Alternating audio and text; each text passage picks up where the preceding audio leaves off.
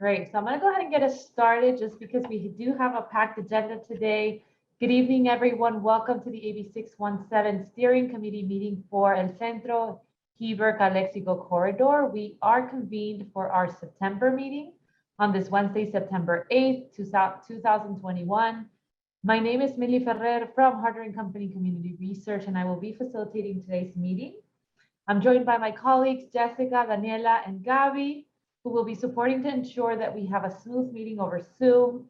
If you have any technical issues, please let us know. You can send us a private Zoom chat message and we will help you troubleshoot.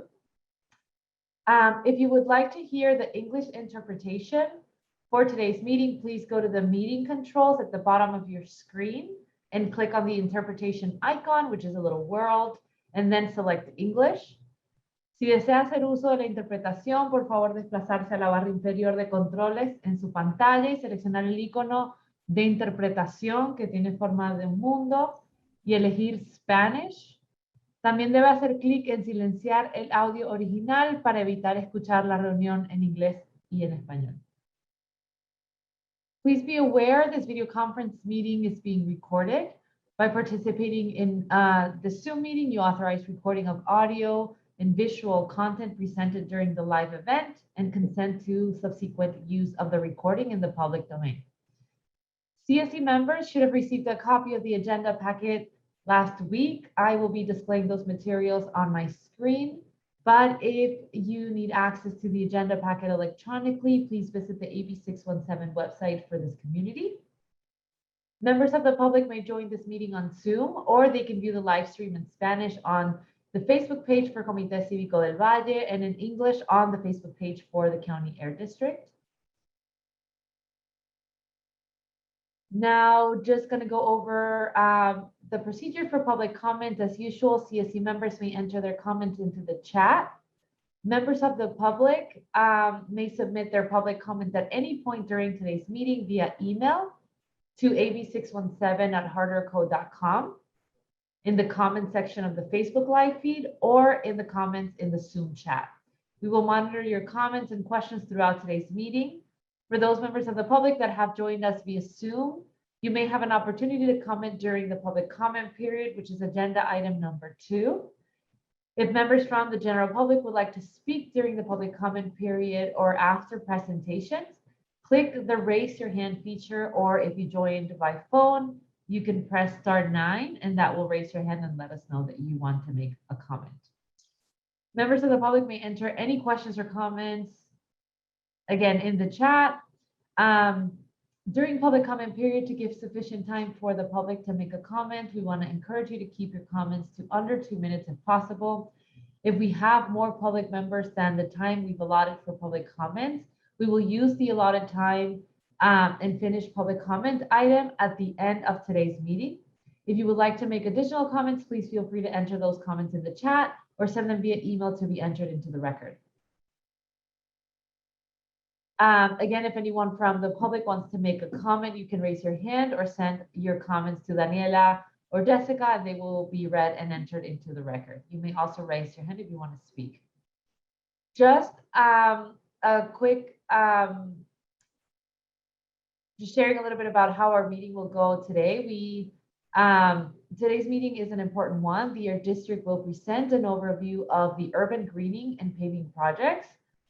During the presentation items, we will only have time for 2 to 3 questions immediately after those presentations, but we will be allocating 30 minutes for you to discuss the projects in smaller groups. So today we will have breakout groups to have a discussion about the presentation items. This part will be a bit different than our usual meeting format because we will be using that breakout room feature in Zoom in order to form small groups of 4 to 6 people where you will have 30 minutes to discuss the projects that are presented. A facilitator from Harder & Company or the Comité Cívico del Valle will be joining each group to help facilitate the conversation. But we do hope that these conversations can be led by CSE members. We will give more specific instructions when we get there, but we just wanted to let you know that that will be a little bit different from our traditional format for presentation discussion. With that, we are ready to move on to roll call. I just want to look at my team, make sure that we have quorum for today's meeting, and it looks like we do. At this time, I'm going to go ahead and pass it on to Belen, who will be our co-chair. She will be facilitating today's meeting as the alternate for Matt Dessert for opening remarks. Hi, good afternoon, everybody, and I really appreciate the attendance of everybody being here today. Unfortunately, Matt is not able to be here, but I'll be hosting the meeting for the first time. So bear with me, okay? We have, as you can see, we do have a full agenda. We have a lot of good news, and hopefully we have great outcomes as well. So again, I welcome everybody. I see everybody in good spirits, good health, thankfully, and I'll pass it over to Comité Cívico to see if we have any opening remarks. Yeah, hello, Belen, and members of the committee. Again, great to see you again. And I concur, you know, it sounds like today we get to review some opportunities, projects, and take some action, which is what this is all about. The only thing I want to report is that just over the last few weeks, there's been a lot of discussion up in Sacramento about the cap and trade budgets. A lot of these funds is what helps fund this 617, and I should have opened it, but maybe throughout the meeting I might be able to pull up what some of the numbers so far. But it sounds like the 617 will continue to get funding, and perhaps at the same levels that it has been getting it. So at least for the 2021-2022 budget, it looks like there'll be more allocations, hopefully coming to the Imperial project. Obviously that there's negotiations that still happen there, but hopefully the more funding will continue to go through the projects, which the CSC can then get to decide where to invest and achieve emissions reductions. But that's all I have for now. Thank you. Back to you, Belen. Thank you, Luis. I just wanted to ask if any CSC members want to make an opening remark. Please raise your hand or let us know in the chat. That way we can call on you.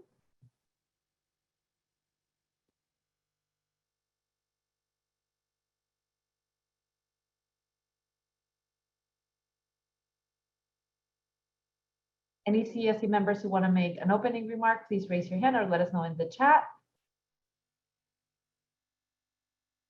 Otherwise, we will move on to agenda item number 2.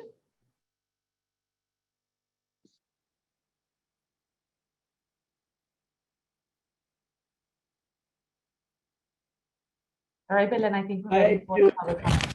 I do have a Hi, Ray, do you have any comments? Yes, I do. I have 2. And first one, I see the Alvarez monitor really serves no purpose now. And I'd like to see it move where we can get some effective reading, perhaps closer to the west port of entry and its entrance. There seems to be the CBP is intent to create long waiting lines with their Ray, you're breaking up a little bit. Okay. Can you still hear me? Hello. Yes, we could hear you. It's just you're breaking up a little bit. All right. How to make air pollution. And we need to put a monitor close to that construction so we can judge exactly how much they're polluting the environment. Meaning when you come down Sergio Savage or coming off of 111 and emerge there at the entrance, CBP wants there then do an inspection of vehicles before they enter into Mexico.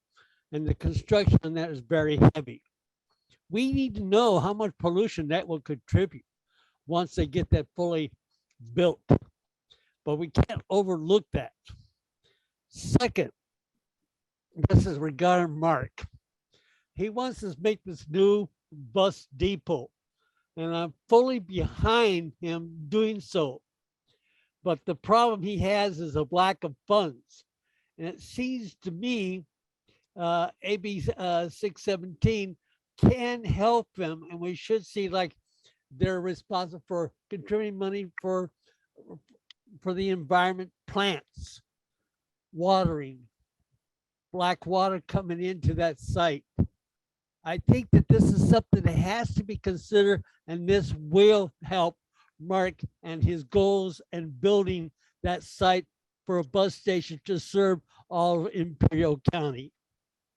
In the comments.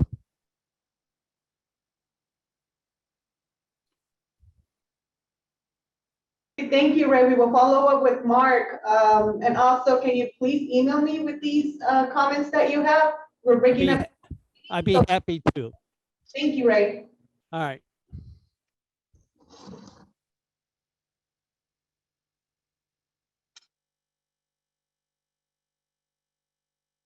Are there any other public comments?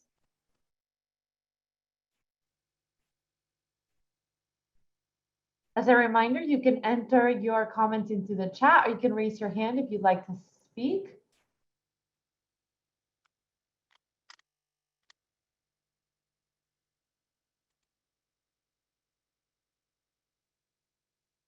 I'm not seeing any, Belen. I think we can go ahead and move on to approval of meeting minutes. Okay, so item number 3 is approval of minutes. It's the review and approval of minutes for the July 14th, 2021 CSC meeting. We went dark in the August meeting. And are there any comments for the July 14th minutes? If not, we get a motion. Mr. Chairman and Vice Chairman, this is Member Sergio Cabañas. I make a motion for the approval of the meetings of the July 14, 2021 as they stand right now. This is Bob Fisher. I'll second. So we have a first and a second from Sergio and Bob Fisher for the approval of the minutes for the July 14th, 2021 meeting. So Thank as you. usual, we want, so what we're asking now is for folks to vote on the chat. Use the chat function to vote. Yes, if you want to go ahead and approve. Thank you, Millie.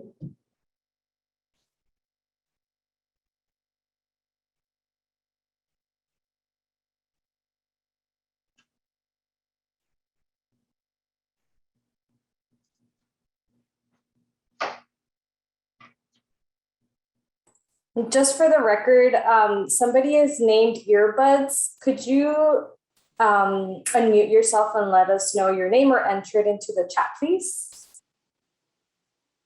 We can rename you.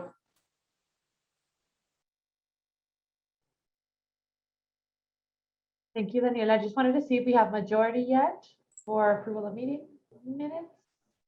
We do have majority, and I'll just remind Earbuds because it'll come up again, and just so I can put the proper designation, we'll need to know who Earbuds is.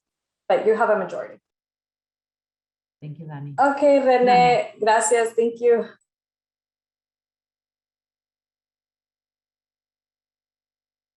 You're good, Millie. You have a majority. Thank you. So with that, we're ready to move on to presentation. Okay, so item number 4, presentations. As mentioned, there's full of good news and hopefully very good outcomes at the end of this presentation. We have Marco Peroni here that during the request for proposals that we did this year, we received 7 urban greening projects and 7 paving projects. They're very different from each other. So there's going to be a lot of information provided by Marco. He is going to provide the cost effectiveness and how we came about a recommendation for today. And again, as Millie mentioned, you will have time during the breakout rooms to discuss this a little bit further among yourselves. So we will have a few minutes after the projects to answer a few questions, but then you will be out in the breakout rooms, and then we'll come back and discuss the projects a little bit further. Marco? Okay, and go to the next slide. Thank you. Can we make it a little bit bigger, Millie? Or is that gonna be it? I can try. 1 second. So I can do this and then just let me know when to scroll down. Is that better? For me, it is. I don't know for everybody else. Right here on the screen, it's an overview of all the paving projects. We had a total of 7. 2 of them were from schools, 2 of them for private, and 3 of them were for government. We'll start with the first one, which is Southwest High School, Central Union High School District, which is an event parking ground slot area located east of the football field. If you go to the next slide. But just a reminder, everybody should have this information in the packet that was sent last week. So you can follow with that packet as well, because we will be going back and forth on the actual incentive project outline and the emission reduction and the maps that were received. But you should all have received this in the email last week. The location for this project is in El Centro. The description is a project is paved Southwest High Event Parking Ground Slot Area that is located just east of the Southwest High School football, soccer, and track field. On the second section where it says unpaved area emission calculations, I was able to get those numbers from the application itself. The square footage for this project is 49,705 square feet. And the current emissions tons per year is 0.741. Go a little downward. Now it says current emissions, as I said, is 0.741. Considering the control measures efficiency of 99%. The reason I got the 99%, if you can go a little down, let's show the last table. Right here, this table says control efficiencies for control measures from paved roads. So in the second one, it says paved, unpaved roads, and unpaved parking areas. So the PM control efficiency for paving unpaved roads would be 99%. So this is the same control efficiency we use for all the projects in paving, for the paving projects. So we can go up again to the part. So with 99% of the control efficiency, we go down to 0.01 tons per year, which is a total emission reductions of 0.73 tons per year. Now, looking into the cost, look down. There's a minimum project life of 10 years, and we use for the capital recovery factor, for the discount rate, we use 2.5, which is what is currently being used nationwide. And with the 10 years and the discount rate at 2.5, we get a CRF or capital recovery factor of 0.114, which is also being used on all the projects. And the project funding for this project is $331,605.75. And the annual cost, which is $37,888.86, is got in by multiplying the project funding times the CRF. And once we get the analyzed cost, to get the cost effectiveness, which is $51,648.55, we divide the annualized cost, which is $37,888.86, divided by the emission reductions, which is 0.73 tons per year, and which is right above it. And after that, to convert the tons of PM10 to pounds, we divide it by 2,000. So it'd be $25.82 of cost per pound of PM10. So if you go to the next page, here's an image that was provided as well. And there's an area selected, highlighted in yellow. surrounding area, with the area that is proposed being paved. And it's just south of the school and east of the football, soccer, and track field. And this area is used by staff, public, and students during events. Do you have any questions in regards to this project? There's a question in the chat from Christian. He's asking, what was our budget commitment for these projects total? Oh, she's just as a reminder for folks. The urban greening was 200,000 and the paving project 2,500,000. It's a question. Is that right? Yeah, I just want to check because thank you so much for breaking down each individual project as we move forward. I just want to know to like perspective of what's our total. I can't remember our budgets on the top of my head. I'm sorry. Yeah, so you're right on, Christian, on the amounts that you put there. The only thing that it's a minimum. So it's a minimum of 200,000 that we have budgeted for the urban greening project and a minimum of 2.5 million for the paving projects. And we did this because we did not know exactly at that time how many projects we were going to receive. So we needed at least a minimum amount that we could spend on these projects. So we could go above this amount. Thank you, Belen. Just to expand a little bit on Marco's first project, he broke it down how we got the figures or the methodology for it. He won't do the same for the rest of the projects. If there's any questions regarding how the methodology was calculated, please let us know. But in order to save time, he just did it for the first project. And you can refer back to the first page where the incentive projects with the green areas at. The whole breakdown is right there. Yeah, and that one. So just you'll have an idea, but he will mention the rest of the information and the rest of the So project. right there in that page, you have summarized all the emission reductions and the cost effectiveness of all the projects. This is member Sergio Cabañas. Being very aware of this area in the Southwest High School, since I've been part of the coaching staff for the football team since 2012, I'm really, really glad that this will be paved. This gets used extremely by buses, coaches, referees, every Friday night during games, as well as when track and other things like that. So that will really prevent a lot of dust. I'm very familiar with this area. Thank you very much. Thank you, Sergio, for those comments. So the next project is Heber parking lot paving by Heber Elementary School District. We can go to the other page. Yes, that one. Perfect.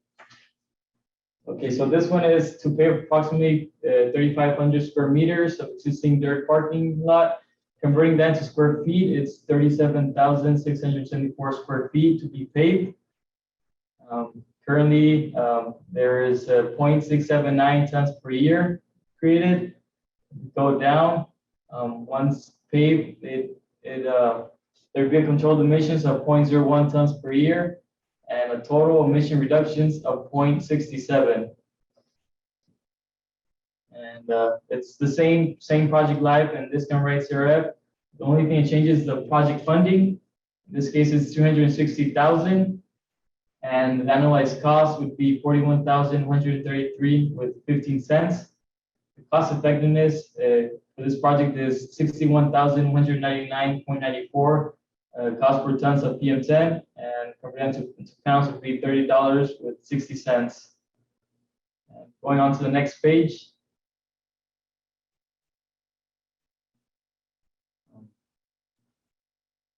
So, okay, in the bottom section where it says East 14th Street, I believe that is the area to be paved. Is there any questions with this project? Again, this area is used by faculty, by students, and by parents doing pickup and drop-off times.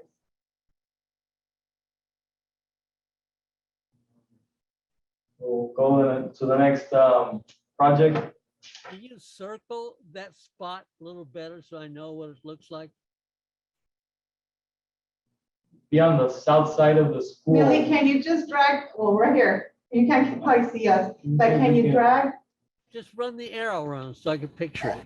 Let's see if I can. all that area, from all that rectangular area from east? Okay, There you go.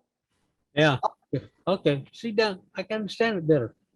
Thank you, yeah.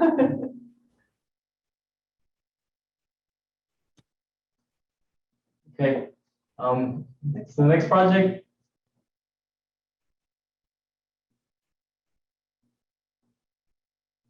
Which would be a private for the private. The funding could only cover 50% of the cost. So this project, it was one application, but it was separated in 3 parts, which was the north side, the west side, and the south side, which is the whole perimeter around the building. So the total is up to 187,000, and the fund will only be able to cover 50%, which would be 93,500. The total square footage for this project is 31,200 square feet. And this is in the city of Imperial. And emission reductions is 1.19 tons per year. The cost per ton of PM10 is 8,992 with 59 cents. And the cost per pound is $4.50 per pound of PM10. To expand a little bit on this, even though it's in the city of Imperial, it's within the AB-617 corridor boundaries. So we looked really closely because of the area, right? It's Imperial. Imperial is not part of the Centro-Heber-Calexico corridor, but this area itself, it is considered, it's right below or down south of Ayton Road, which is within the boundaries of the AB-617. So it is approval of project under AB-617. Any questions? Yeah, Marco, this is Bob Fisher. In case I missed it, could you explain the methodology you used to arrive at your annual emission rates? Okay, that was based on information provided by the applicant. So we asked for the number of passes, the trips per day on that area, the days per year that the area is used. In case it's a business, it could be 5 days per day, or it could be 7 days per week. And we used the vehicle miles traveled, and we multiplied that by the emission factor of 2 pounds of PM10 per vehicle mile traveled. And okay, so it's pretty standard methodology. You just got the daily trips from the applicant. yes, and Okay. emission reductions, we use 99% of control efficiency. Okay, thanks, Marco. You're welcome. Any other questions on this project? Okay, the next project, it would be El Toro Land and Cattle Company, egress and ingress. This is to access points to office scales and milling operations.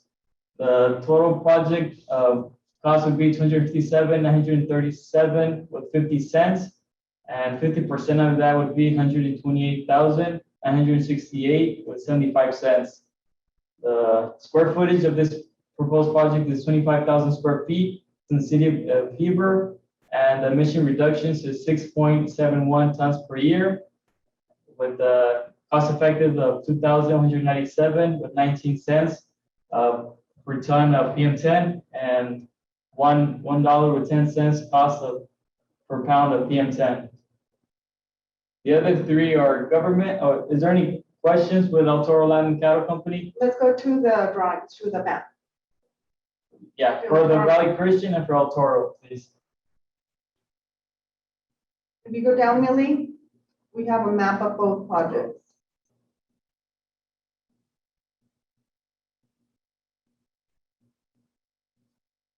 So the one previously to show the Valley Christian, forgot to show the map for the previous project. Go one up, Two please. pages back. One more. Um, We apologize for that, so. So if you can zoom in, where you can see the pinpoint of the address. It's a circle. Okay, so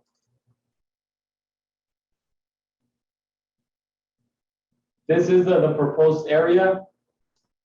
So they're building or built, I'm not sure because we can't, on the information provided, there wasn't any pictures, but they want to pave the north side, the west side, and the south side of this area.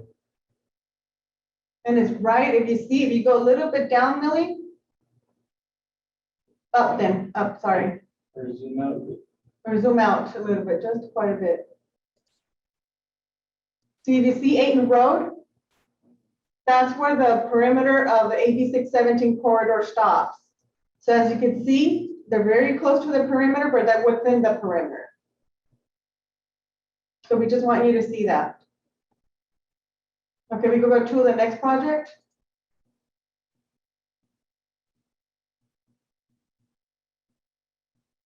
We go to the mapping part. The second one, yes, the map. So this was provided by the applicant. This is on the East Fawcett Road, on the south side of the office scale.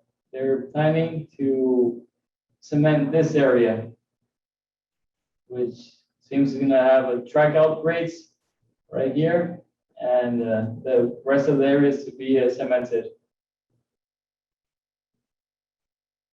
Any questions on this project? Just as a reminder, CSC members, we will have time to discuss these projects more in depth in a little bit, but we ideally will be voting on approval or non-approval of these projects. So if you have any questions or need any clarifications from the Air District, this would be a great time for those questions.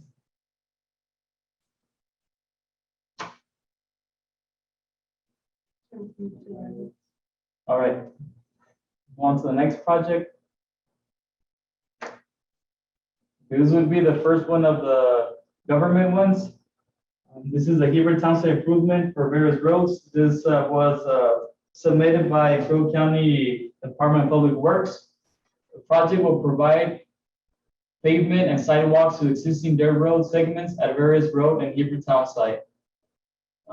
So this project, current emissions is 1,520 with 23 tons per year and a PM10, and with the 99% efficient rate, we go down to 15.20, which is a total emission reductions of 1,505.02 tons per year of PM10. The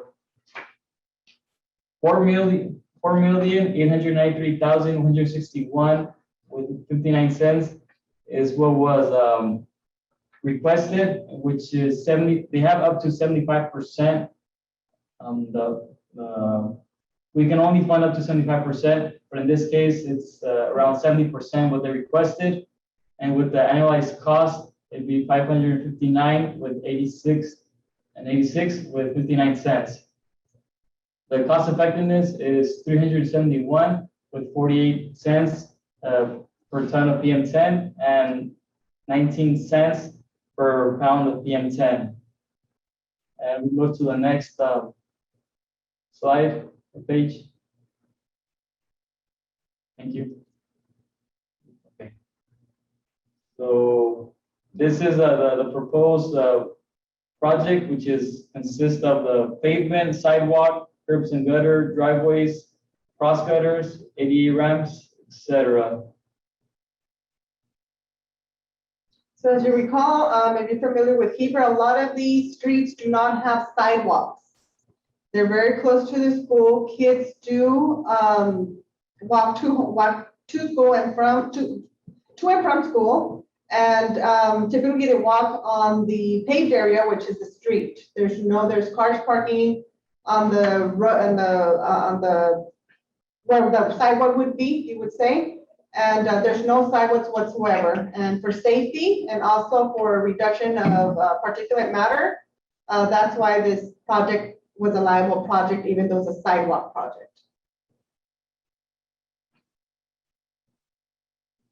Does anybody have any questions on this project?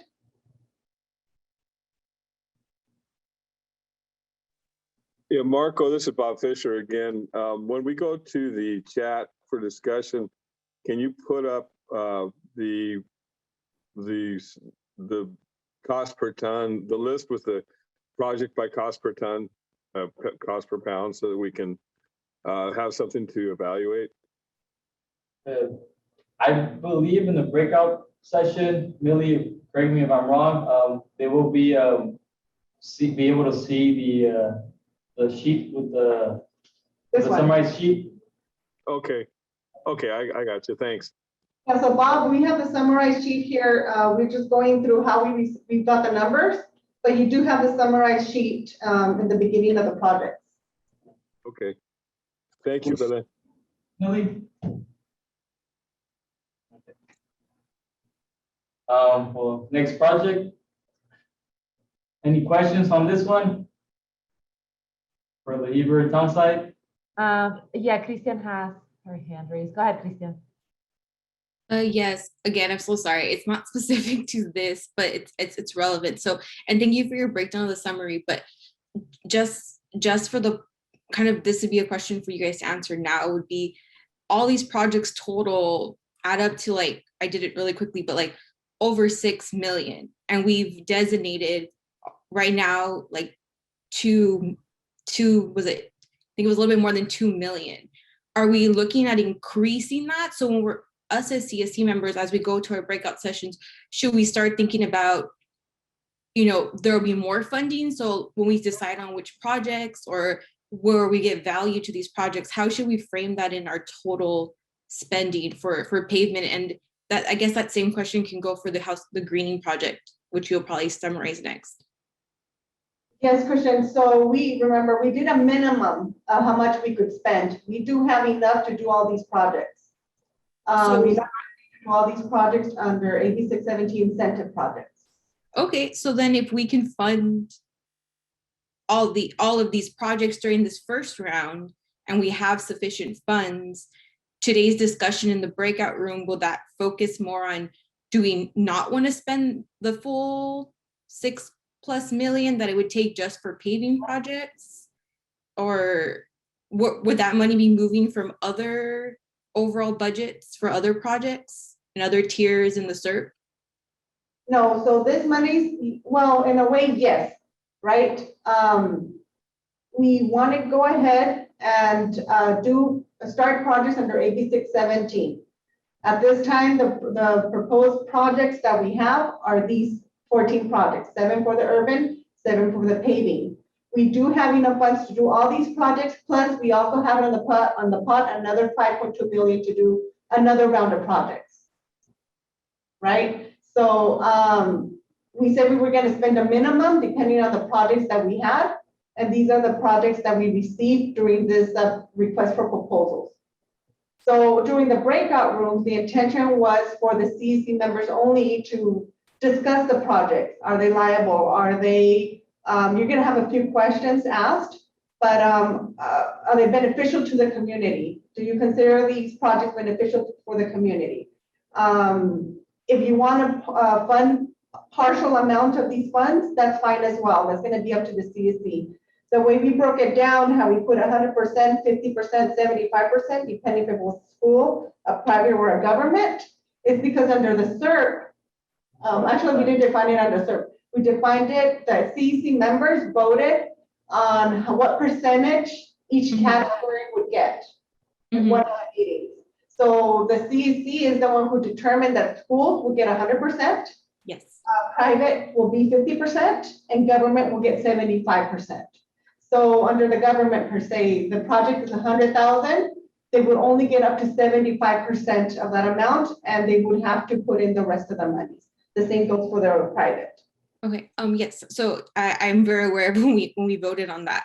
So then would we, if we were going to increase our overall spending, as you said, we do have the money to fund all these projects, is that going to be another voting? Do we have to vote on that? Like in the SERP, we had did a minimum. do we have to vote like, okay, now we want to fund all these projects, it's going to be 6 million. Are we going to have to do like a separate vote to increase our spending? No, doing a minimum for these projects, I mean, we could come up with CARB, but doing a minimum, it just gave us a minimum of how much we could spend. It didn't give it a maximum. We didn't get a maximum. We didn't say it was a maximum of $200,000. Okay. That we, at least we would spend $200,000 in these projects. We would at least spend at least 2.5 million in these projects. We didn't put a max. Oh, because we were being wishful that we would get all the money from the state. I'm just kidding. Okay, thank you for the clarification, Belen. Okay, well, I'm excited. I'm sorry taking so much time. I just want to put this in a framing for when we talk later. No, thank you. It's a good reminder for everybody as well. So thank you for your questions. So, Madam Chair, if I may also chime in here. So these are really good questions, Christian, and it's the CSC has been put in a very, in comparison to many of the other CSCs, in a very advantageous position, I would say, given that it does have the power to vote and make these recommendations. Obviously, this is just one body of governance. It gets further sent to the county air board, to make decisions there as well. And I'm not sure to what extent it goes to CARB to also get the approvals there. Am I saying that in the correct order, Madam Chair?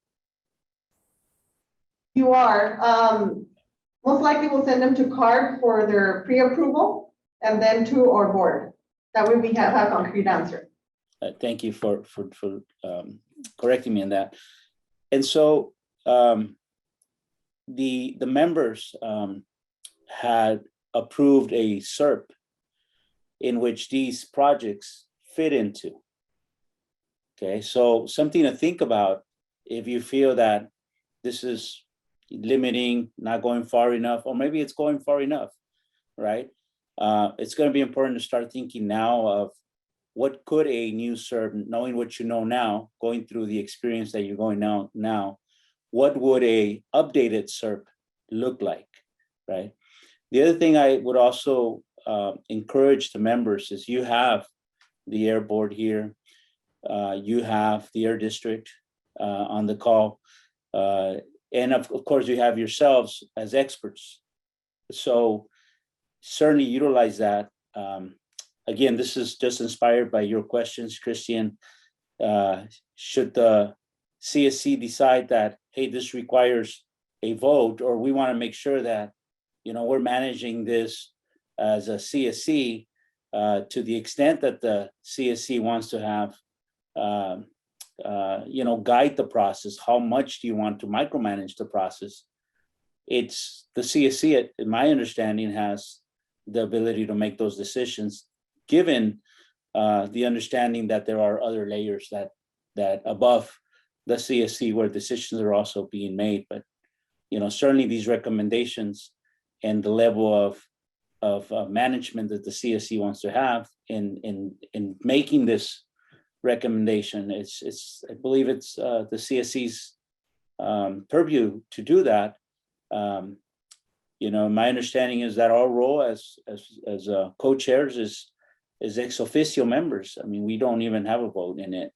So with that, I mean, I do hope that provides you the confidence to ask the questions that you need to ask and to set up the best possible process. But at the same time, there needs to be expenditures, and we need to get these dollars invested and these reductions happening, because as I opened up, there's the potential for more money in this year's budget allocation. So we certainly want to demonstrate that we can identify the best project, have benefits, or you have community benefits,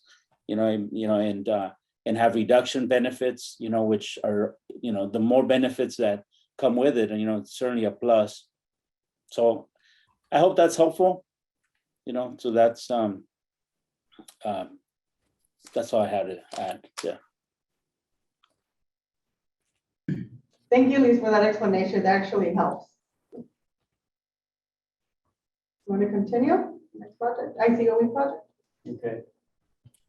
The next project is from ICOE, Centro County of Office of Education. It's the ICOE West Paving Project, which is ICOE is proposing to develop a 62,880 square feet paved parking lot directly west of the new administrative conference center located on the corner of McCabe Road and Sperber Road, and 6,040 square feet of new paved road expansion to access the new paved parking lot. The proposed parking area is 68,120 with a current emissions of 0.5 tons per year. With the 99% efficiency, we go down to 0.01 tons per year, which is an emission reductions of 0.5 tons per year.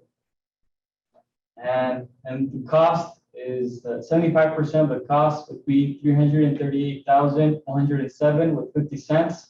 The annualized cost would be 38,631 with 74 cents. The cost effectiveness of the project is 78,043.93 cents per ton of PM10. Converted into pounds would be $39 with 2 cents per pound of PM10. We go to the next. So right here, there's going to be, this is an overview of the area. The first one, it says it's the northeast view of the project area. So the proposed area to be paved would be over here. And if we see it from the other angle, from the west view, it'd be this area. So currently, this is ag land, and they would be, it's currently being used, and they would stop being ag land, and they would make this into a parking lot. If you can go to the next page, right there. So I was saying they would cut into the ag land, and this is what they're proposing, which would be a total of 166 stalls, 158 standard and 888. I'm sure there's any questions with this project. So the ag portion of it is still in production. So they will bring out that portion of the active land into a parking lot, Yes. right? And the way the reductions were done here, because it was a little bit different, is that all the agricultural tractors that were used in order to produce or to have this land inactive were converted or taken into account in order to have the emissions of those tractors with the new emissions of cars, right? Because it's going to go from production of ag to a parking lot. And it came out to be a cost-effective project, and that's why we included it as part of this project. Belen, it looks like Chris has a question. Chris, go ahead. Chris Velasco. Oh, hi, sorry. So I had a quick question. One particular for this project, when approving projects, do we know if any of these projects have to undergo CEQA?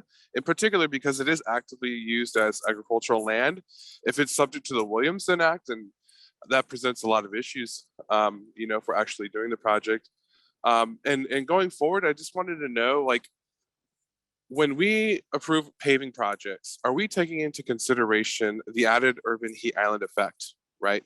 And what that would cause for, let's say, a local community, let's take Heber, for instance, right? If there's, or not Heber, any parking lot that's unpaved, currently it has a lower heat index compared to asphalt, right?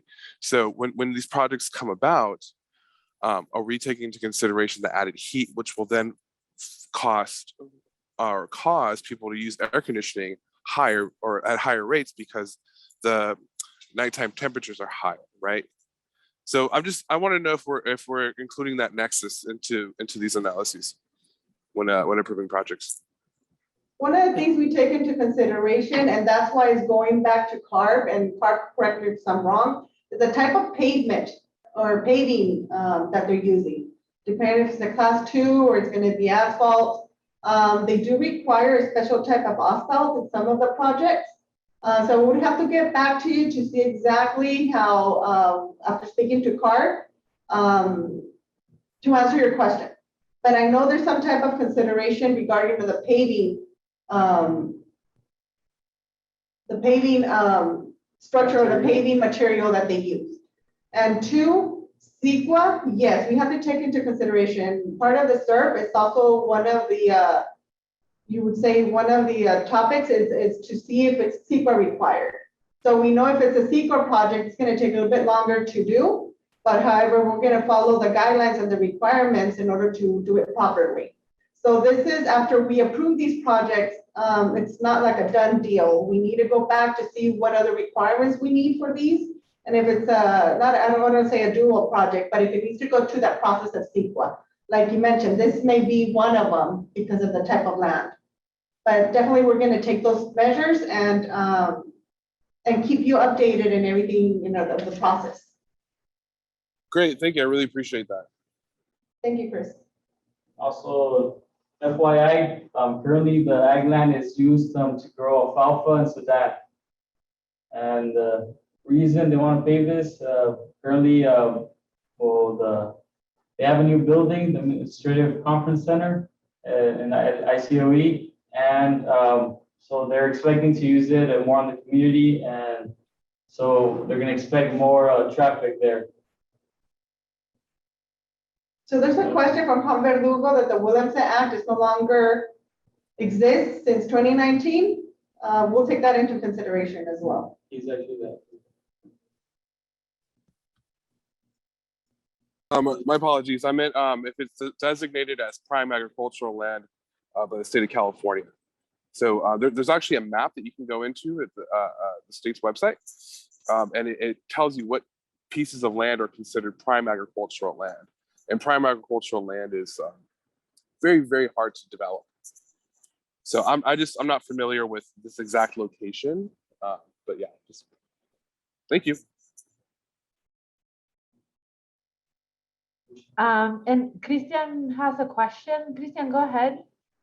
It's more of a comment reflecting Chris's, because we're talking about paving projects and we're talking about greening projects. And I wonder as we move forward in paving projects, if we could consider similar to like the commitment that the private industry sometimes makes of like, so how, depending on how big the parking lot is, they have to commit to so many trees about like what he referred to as the heating. So I wonder if these parking lots, I mean, ICue typically does solar panels on them. So I wonder if there's other benefits to this, especially specifically this project, because it is taking, I understand that you calculated the emissions from agriculture. However, I mean, we could say that turning any piece of land in Imperial County or a tractor or, you know, could potentially reduce particulate matter. I mean, if they're expanding, I mean, I don't want to comment too much because there will be a time for that, but it just brings up some of these questions. And I wonder if other CSC members are thinking the same thing, specifically with this project. Good points, Christian. And I don't think it was part of the project scope, but it's definitely something we could discuss. For now, we're just voting or providing you what was provided during the request for proposals. But you have a good point.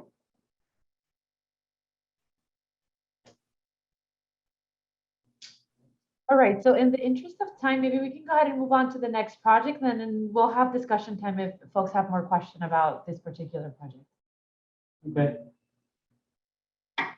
Next project is a water treatment plant paving from Humboldt Public Utility District.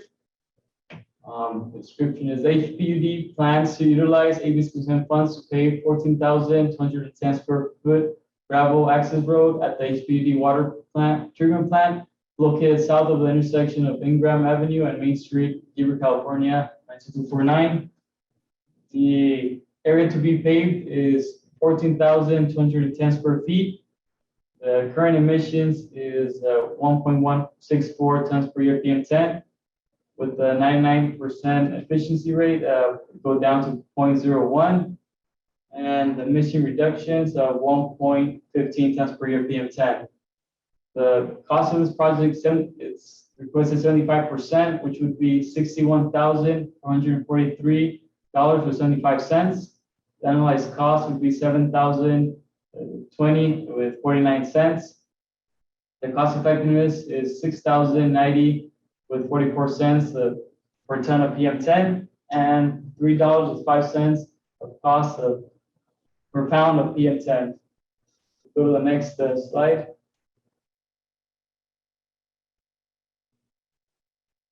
So this image was provided by applicant as well. This is the area to be paved.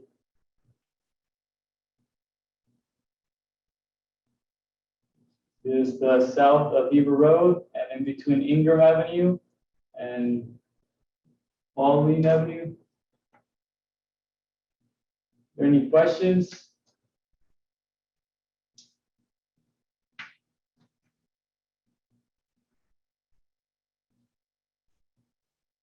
Again, the only question I have, where are the trees in the plan? As any other parking lot that's being proposed, paving.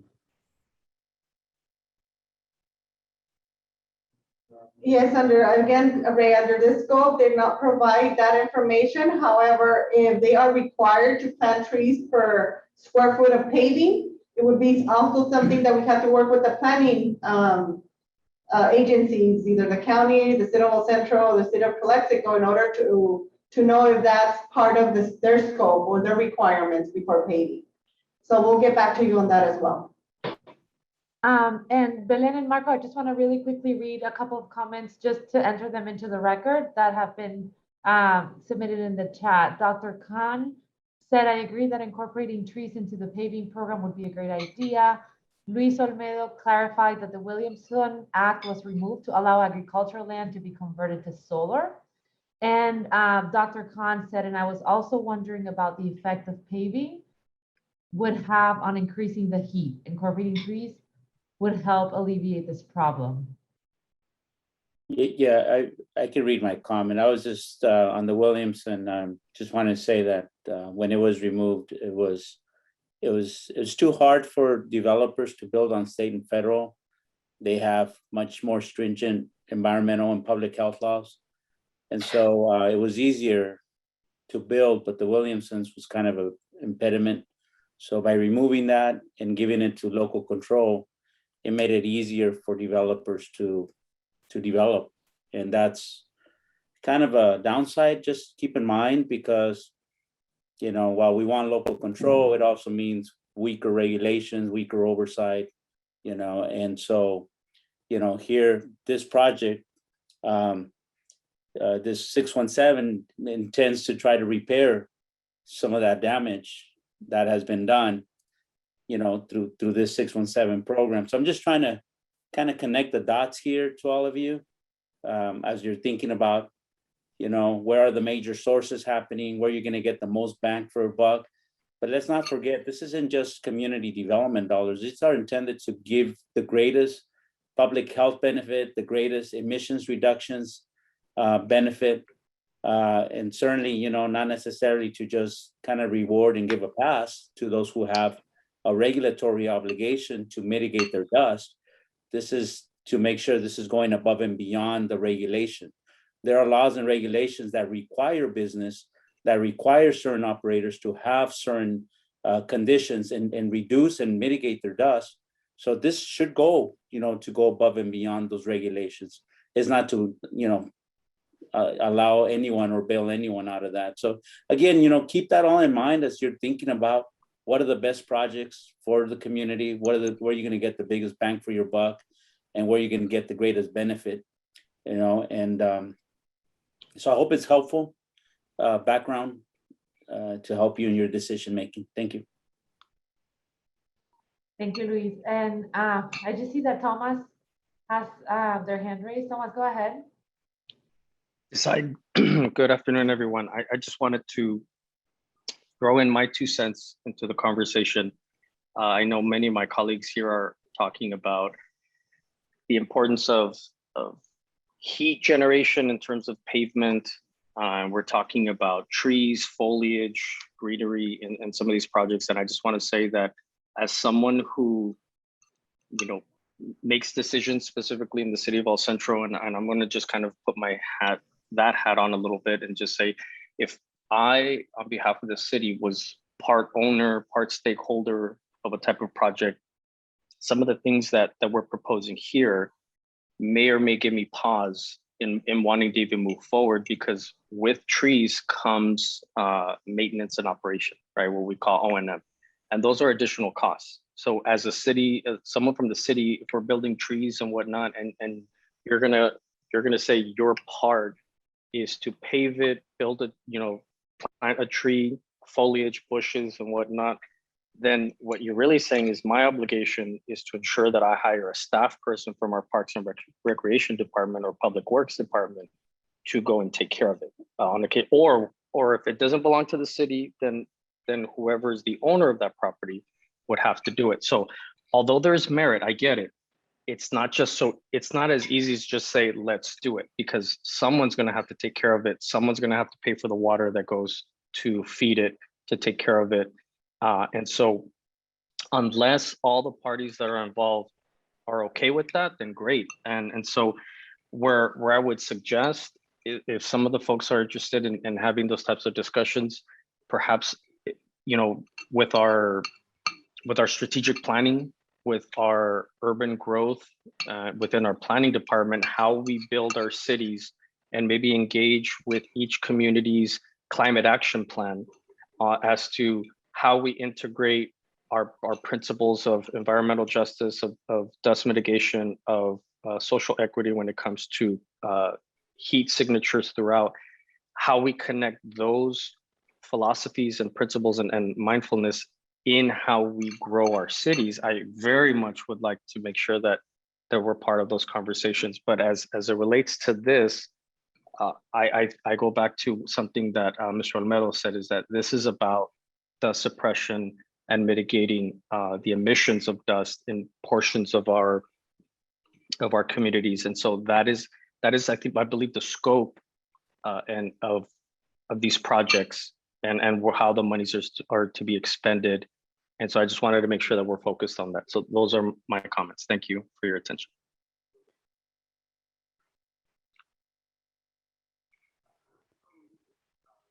I see Christian. Christian, do you have your hand raised, or I don't know if that was from last time? Yes, I do. I very much appreciate Thomas's comment and perspective. I really want to really emphasize the part where you said about the climate action plan. I think that's a place and a role that the steering committee can play, especially as we are, a body governing the distribution of these funds. And I think being part of that larger conversation of how cities develop in our community, I think it's holistic. It's a good approach. I just wanted to underline that. Thank you for your comment.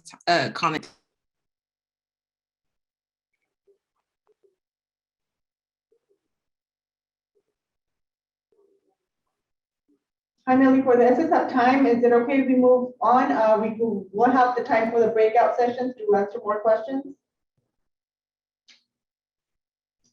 Okay.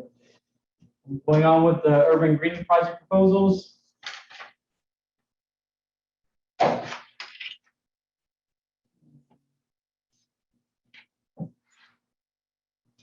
Go to the next page.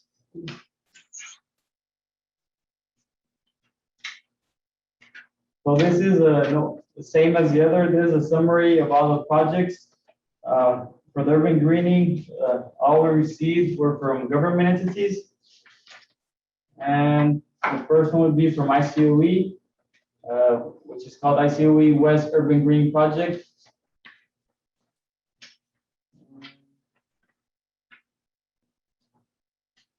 So in this project, they want to incorporate drought tolerant grass, trees, ground cover, and shrubs. They have for these projects, they have to use the iTree tool to insert the tree that they want to, that they're going to be planting. So only the ones on the list would be available to insert into the iTree to be able to get the GHG benefits for those kind of trees. In this case, for the ICue one, well, they have a total fund of $191,000, and they were only able to input six trees, which is Indian rosewood, and they have other. If we go to the next page, this is an overview of the area, and you go to the next page. For the right there. So they have it separated by zones. With the green dots are the 6 trees that they're going to be planting, and the rest of the zones they have it for grass, for sprawling plants, for much.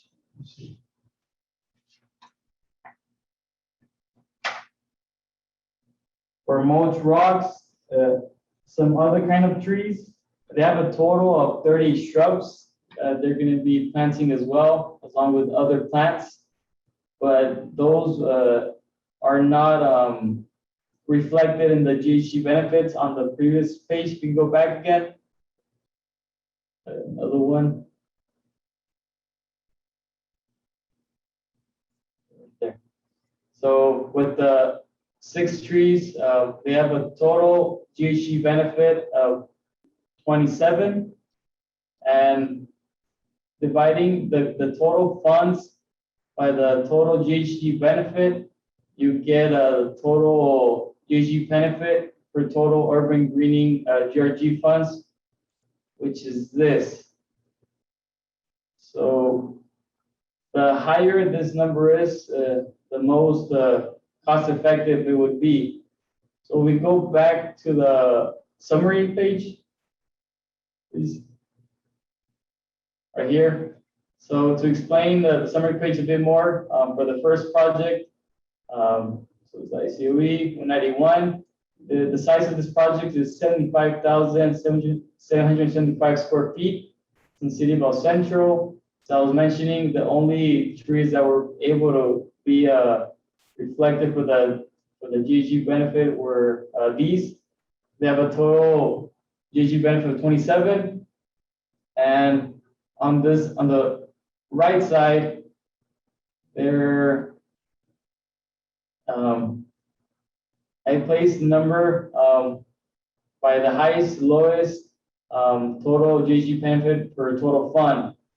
So the way this works is, the higher this number, the most cost effective it is. But if you want to see the highest GHG benefit, you'd see health benefit, you'd see this line. So this line has to do more with the health benefit, and this line over here has to do more with the cost effective. So just to explain that, so we go on. Just keep in mind that, because when I was going through this too, I'm like, okay, are you ranking them? And in reality, he's just making it easier because the numbers are so similar. Very small fraction numbers, so. So he was just making a statement on the highest to lowest CO2 versus the total benefit of table, yes, and the third table where it says 27, 48, 78. So if you want the urban greening projects for the most health benefit, you would see that portion of it, that area. Is there any questions with that?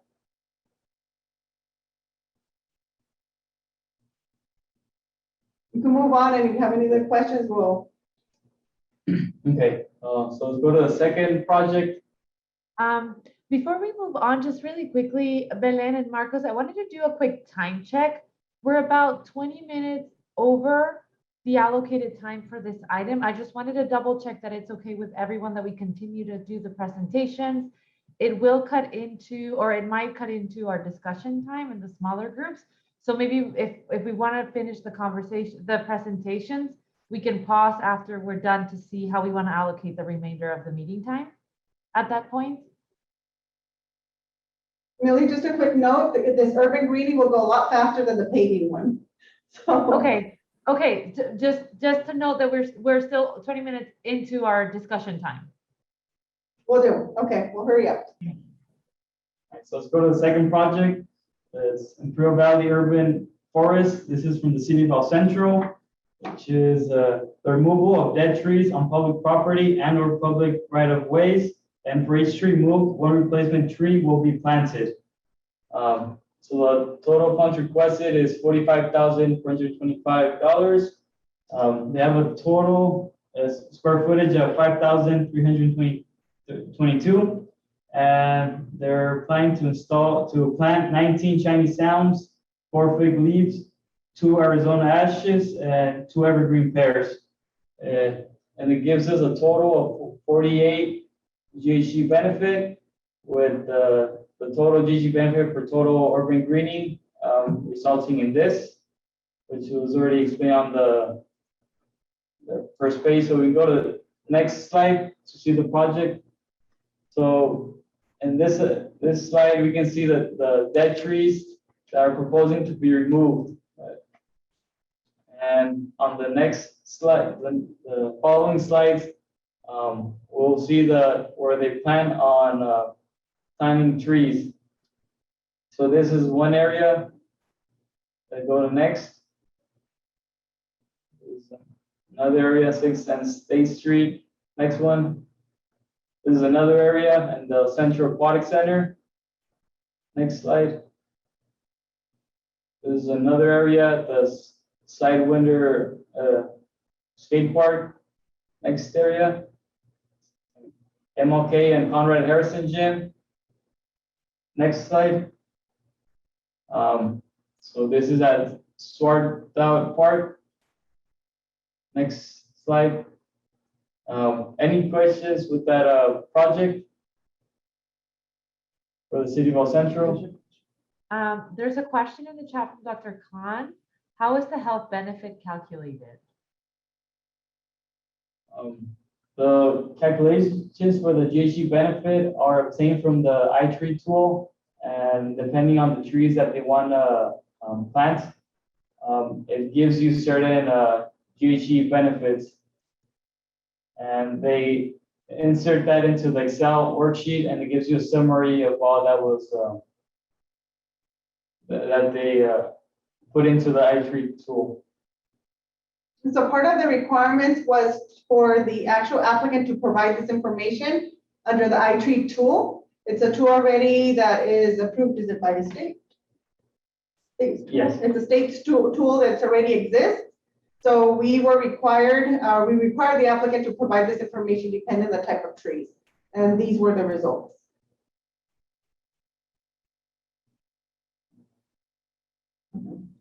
Hope that answers the question. Let's go to the next project. The next projects were submitted by Heber Public Utility District. The first one is Children's Park Adventure Trail, which is install landscaping around the existing Children's Park. Total funds is $16,421, with 15 shoestring castile trees being planted, and they have a total GHG benefit of 78. Go to the next slide, please. This is an overview image of the park and alleys. If you go to the next page, this is what they're proposing to install. On the 16,421.25 cents would only be for the tree section for that, and they're not gonna be installing an irrigation system as they already have one. And the rest of the project, they're gonna be installing new infrastructure, but that won't be part of the cost for the project funding. Is there any questions for this project? Okay. Next one. This is Estancia Park tree planting to install trees around the existing Estancia Park. They're planning to install 54 shoestring acacias, and the total fund requested is 23,894 with a total JG benefit of 104. Next slide. So this is an overview image of the project. Next slide. One before that. And the green areas is where they plan on planting these trees. Any questions? Next project. This is a Tito Park tree planting, and they plan installing landscape around the existing Margarito Tito Huerta Junior Park. The total funds requested is 35,754 and they're going to be installing, planting 95 shoestring acacia trees. And they got a total GG benefit of 51. We go to the next slide. So this is an overview picture of the park. All those numbers on the sides are some pictures they took. If we go to the next slide, you see the proposed urban greening area. Any questions? Okay. I have a question. Is there a logic to how these locations were selected? Did the applicant submit the logic?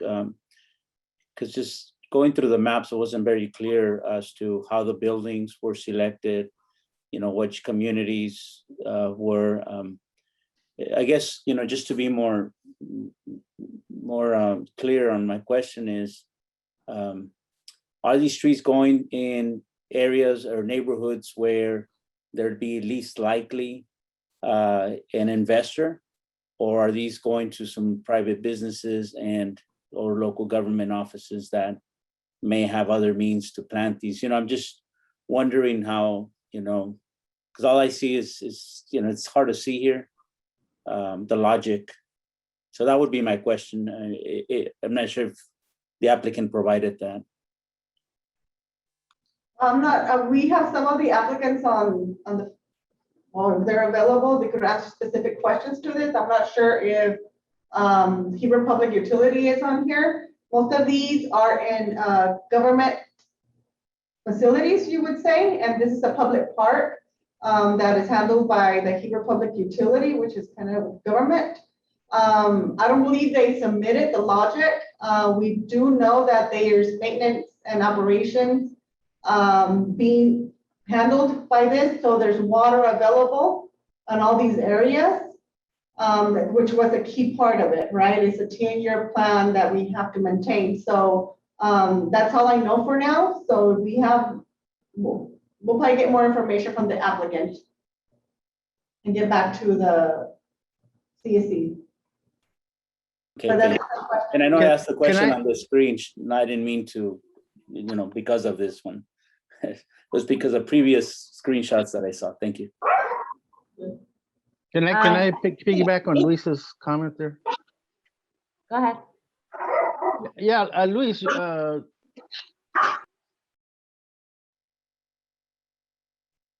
got muted, John. Diana, did you have a question? let me try I again. have, Let me I have try a again. small comment on the, maybe what I might be thinking on the logic of those trees. That looks to me like it is surrounding the two major soccer fields that have just been lighted. So I think that they will be used to differentiate from one soccer field to the other. They would give more shade to where the bleachers are placed at. And the one at the bottom, on the bottom left hand, that would surround and create a boundary, because I know that that is the actual pump for the retention basin, and that is fenced in, and we do have a lot of vandalism there. That's just my thought on being previously on the board. And Diana, just to clarify, I apologize for this, but I wasn't, that's what I clarified. I wasn't picking at this. No, at I the know. Yeah. Screenshot. I was talking about, you know, just the previous ones and in just the logic of overall. I definitely understand that Heber is a community that has been underinvested. That's very clear. But I was just looking at the overall, the previous screenshots, because it wasn't clear where they were going. So that's, I think there's. No, and I think we should ask maybe to give a narrative why they're choosing things like this, because like for this, I know that there's water and I know that it would create shade for the people and stuff like that. But that should always be included in maybe a small narrative. I think it should be included, maybe to even just to give us a way of which ones we grant and we don't grant, or which ones are viable or non-viable. Because also there's other parks, I can see why they chose this one. This one has a lot of water lines and stuff going through it, whereas you go to Estancia Park and there's none. So I'm kind of thinking that way too. But maybe that should be part of our thing, is to include a narrative on how it will improve the area, how they're going to maintain the area, and all of that. If it's not already in there, I may be speaking out of context here. Yeah, Diana, some information was provided, but like you said, the mindset behind it was not. So is that something that the CEC decides to get more information on? We could definitely do that. As we mentioned in the beginning, you'll have time to, hopefully we all have time to go to the roundtables and just discuss this a little more. And those are the type of questions that need to come up to see if we have a voting type of project or we table it until we get more information. So that's going to be up to the CSC. Okay, yeah, I just spoke up because I kind of see where they're going with this, but the other ones, I have no idea. Makes all sense, Diana. Thank you. Thank you, these two. More projects. Two more projects, so we could move into the roundtables. I have a really quick, like, one comment, 2 questions. I'm so sorry, Belen, if it's okay. Because I feel like these projects are pretty self-explanatory, and we've had the agenda and we've been able to look at them for some time. I think the comment that Diana brought up, and this is my comment, is I think this is really good for revising these applications for future solicitation periods. And then my 2 questions are, do we want to have a max that any recipient can receive? So I'm an individual for my day job. I work on grants, and we give, you know, a lot of state funding. Typically we'll say like a max award is 200,000 and they can apply up to 600,000. So I do see there's a lot of repetitive applicants on both grants. So, and large amounts of money. So I do know we want to spend this money, but at the same time too, I don't know if we want to put a cap. And that would bring me to my second question of, one thing I don't think we talked about as the CSC is, do we want to distribute these funds equally throughout the corridor? So we do say now we have all these funds, you know, not just our minimum, but more that we can spend. Do we want to have a second solicitation period? And in that case, you know, give more opportunity for other areas in the county to apply, since we've already gone through one round of this. So those are my two comments, as now we have, you know, more readily funds to distribute and fund, you know, these projects. So that's what I wanted to comment on. Thank you.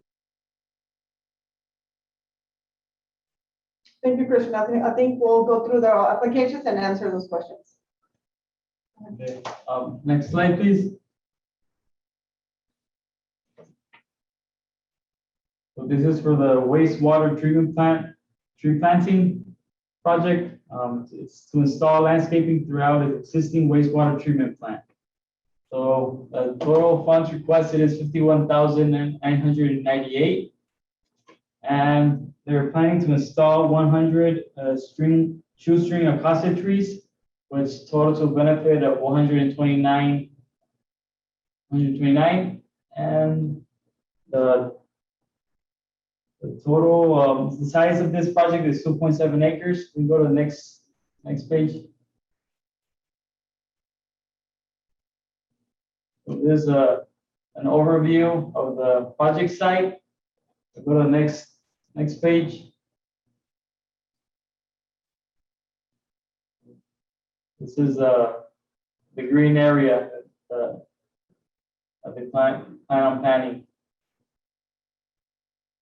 So it's a total of 100 shoestring and cousin trees. Any questions? All right, next project.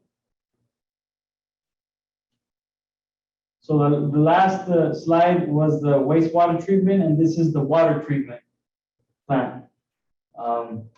They're requesting $15,559, and they're planning on to plant 7 shoestring cousin trees, and it totals 24 GHG benefit.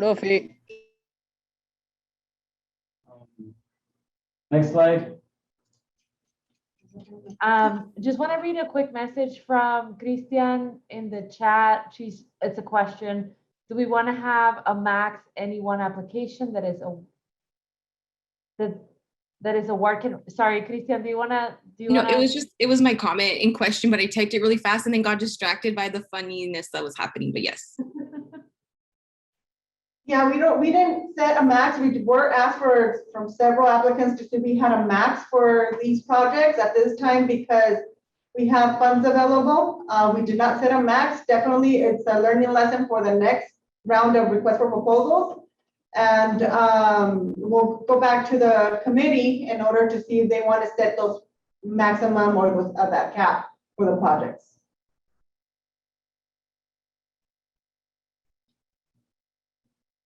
Thank you, Belen. Can I just interject a thought right here? I know I may be out of order, but yeah, we all know I could be a pain. But I think it depends if we're going to put an overall cap. It depends the kind of project that's out that you're trying to accomplish. And I think that this new bus station is going to exceed a lot of these so-called caps or limits. Has to be taken into consideration. What is the objective? What benefit will it have for the corridor? And take that in consideration, please. Yeah, right, exactly. That's the reason we didn't have a cap, because these projects could go from a smaller project to a big project, right? If we do limit them, we're gonna get limited applications for the needs of the community as well. We need to move on. We have one more project to present real quick, and then we'll go into the breakout sessions. Let me go back to sharing the screen so you can. Can you just talk about it? We left off here. Okay, so the last one was the wastewater treatment plant, and this one is the water treatment plant. The funds requested is $15,558.50, and they're planning on installing 7 shoestring cousin trees with a total DG benefit 24. This is an overview of the project site. On the next slide. And this is the area they're planning on planting trees. Any questions? Yeah, hopefully we got to answer many of the questions you have in mind. The breakout sessions are intended for you to talk amongst yourself, the CEC members. No public is going to be allowed in that session. It's going to be among you guys to make decisions. Do we motion? Do we vote on these, or do we table this? Do you need more information? That's going to be among you and your decision. So, Millie? All right, so we just need to check to see how much time we want to allocate for discussion at this point. It's 7 o'clock. We have 30 minutes left for the entire meeting. And we had allocated originally 30 minutes to have a discussion for everybody to have a chance to share any questions, any additional information needed. So Belen, just wanted to gauge with you what makes the most sense given the time that we have? Do we want to say 10 to 15 minutes discussion and try to get that done? We'll be fine. The facilitators could see if there's any more questions, or it's gonna be silent. And we'll determine then if we need more time or we need less time. So it just depends on the questions we have on that table. Perfect. So we'll go ahead and do that. So Daniela's going to send us into our rooms. You will have a facilitator who will guide you through those questions and just check where you're at in terms of needing more information or being ready to approve these projects. You should see, if you're joining us via Zoom platform, you should see a pop-up on your screen that says join breakout group or something along those lines. If you don't see it, or if you're not put in a room, I will remain in the main room to move anybody who needs to be moved around. Dani, can you let us know when we're ready to go into rooms? Yes, so I'm gonna open all the rooms and you should be sent automatically. There might be a little bit of a wait, but just hang on tight and we'll see you in the other room. Thank you. So Daniela, is everybody back? We're gonna get an overview. Yeah, I'm happy to get us started. So there was so much discussion. So thank you to the members in my group. Just really quick around urban greening, there was a lot of discussion about it back and forth, but the main takeaway is that it's all of the projects, this group felt comfortable approving all urban greening projects as is, because it's not a significant part of the budget and it seems like they get a lot for what they're offering. So they didn't really want to go into ranking projects at that point because they wanted to kind of approve them all. They didn't see any major concerns. They really did emphasize the importance of thinking about exposure benefit versus just emission reduction. How many people around the area are going to be benefiting? How much is this area being, where that people recreate and live and spend time around? So moving to the paving projects, there was a bit of less consensus on this one. There was consensus around approving most projects at this point, but there was significant concern around the ICue parking lot. So there was consensus to request additional information from this group because they were afraid that this sets up a difficult precedent for future projects about really transforming this ag land, and others might be able to make that case and really evaluating this further. So that one, folks aren't ready necessarily. They want to request more information. 3 key points. There was a discussion about including the community, larger community at large in the areas of these projects. There was discussion about how the learnings from this round are really elevating that there is a little bit more need for rationale and explanation for the CSC for each project so that they can take that into consideration when they're making their case. So those are the main takeaways from this one. And if there's anything else the group wanted to share at this point, please feel free to do so. Hopefully I captured your thoughts. With that, we're ready to move on to Millie. Thank you, Daniela. I'm going to pass it to Gabby, Gabby, are you ready to share back from our group? Yeah, so our group felt comfortable with voting with the level of information that was provided today. However, in regards to some of the urban greening projects, they would like some more information about the required maintenance for upkeeping some of the proposed projects, especially in regards to who might be the contractors for landscaping and what would happen in the event of, for example, some of the trees dying due to the drought or other issues like that, if there's any plan for replacement, etc. Those were the main themes from the group that participated. But if there's anything else you would like to add, please feel free to do so as well. Thank you, Gabby. Christian, do you want to share back from your group? Sure. So there was a lot of back and forth about the RFP process, with comments being made that what a more detailed approach of what the process was like for how it was advertised, who was reached out to for applications. Also that the RFP process might have been too complicated for some individuals or organizations trying to apply for this round of projects. Some members would like it to be a little more easier or for assistance to be provided. There's also two questions that we want to highlight. Would it be possible to get an estimated time frame for each of the projects, as well as a funding question about whether the projects would be funded up front or are they based on reimbursement? So someone did mention that.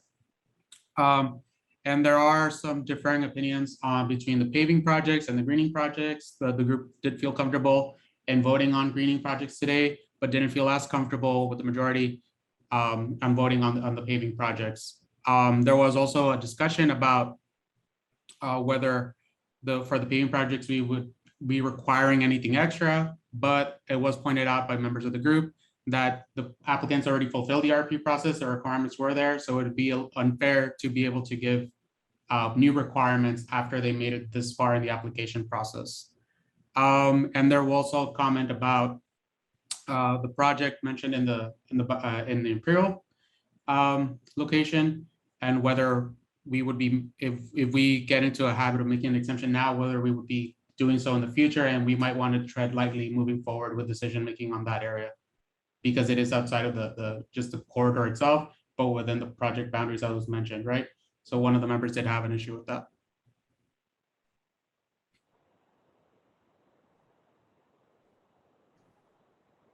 Thank you, Christian. And thank you everybody for both hanging on. I know it's a little bit late, but also for really participating in these discussions. It's very important for the CSC, and so we really appreciate your participation. What I am hearing is the majority of groups sound like they are ready to vote on the urban greening projects today and maybe approve all or most of them. And it sounds like there's still a little bit more information needed for the paving projects. So at this point, our original plan was to launch a Zoom to kind of confirm that. But it sounds just from the discussions that that is the case. And so what we're looking for is a motion for voting to approve the greening. So we're doing we're treating these as two separate groups, the urban greening projects. So a motion to either approve all of them or some of them, and then you'd have to just identify which ones you want to vote to approve.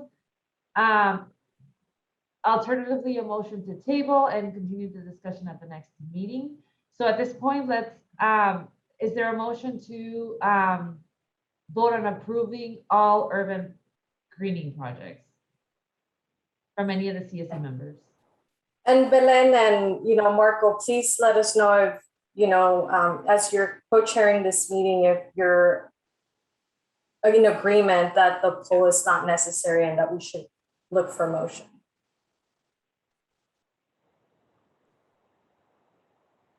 Well, I'm kind of torn in between this, and the reason for that is because as I do hear loud and clear that maybe, like Millie said though, all of the urban greening projects or most of the urban greening projects. So at this time, we could have the poll for the urban greening. We could have the vote for the urban greening and go from there. We could also hear a no from there as well, right? So I'm okay with the urban greening. The paving, yes, we need something else. This is Mark. I'd like to move to approve all the greening projects. This is Sandra, and a second. All right, so we have a motion to approve all urban greening projects. We're going to go through the same process for voting. Millie, I'm sorry, Christian has her hand up. Oh, thank you. Thank you, Jess. Christian, go ahead. Thank you. I don't know if anyone else feels this way, and if it is, then we can move forward. I don't know if it's problematic that we have we're grouping them all together. I don't know if it's worth this being a an email or like an internal vote, because say for example, somebody who, let's say we all work somewhat for the county, or we all work, like a lot of these entities that have applied are indirectly or directly, we're associated with them. So I'm wondering if it's worth, like, I mean, we want to provide, a justifiable, vote. And I don't know if there should be like a, I don't know how to describe it, a closed door vote. I don't know like how to, if anyone feels that same way about it. Well, at this stage of the game, we need to vote one way or the other. We should have discussed this before we was put up for vote. But I mean, gonna interject. There was a motion on the floor, and per Brown Act, we're able to entertain discussion. So that's what's happening right now. If you feel more, Daniela, would it be fair to have a private vote, just sending it to you or Millie? Instead of open in the chat? Can I ask a question, please? I think we're walking a very tight line with the Brown Act. There's a motion on the floor. There's a second. We can discuss it, but the vote would be on what was motioned upon, if I am not mistaken. Correct, Diana. So right now, we're just discussing the motion that's been introduced. People would need to vote on that motion on the floor already, one way or the other, and then we can entertain a new motion. But for now, we're having a discussion on the motion on the floor, which is to approve all urban greening projects.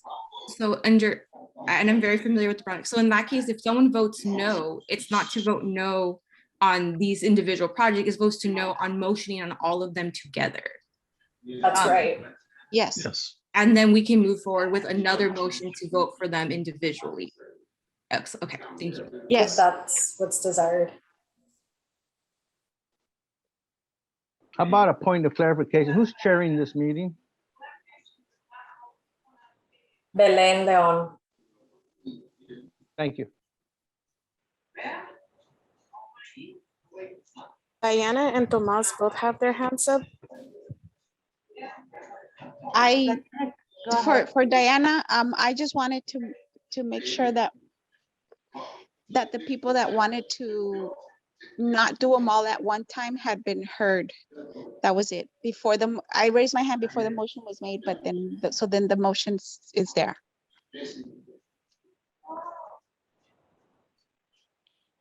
Thank you, Diana. Thomas, go ahead. May I ask a question now? Is this appropriate? Go ahead, Tomas.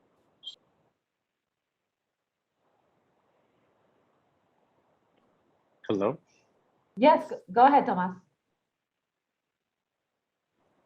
Tomas, go ahead and ask your question. Can you hear us? I don't think you could hear us. I don't think so either. Tomas, on mute at this time. Tomas, you're on mute. Okay, can I be heard? Can you guys hear me?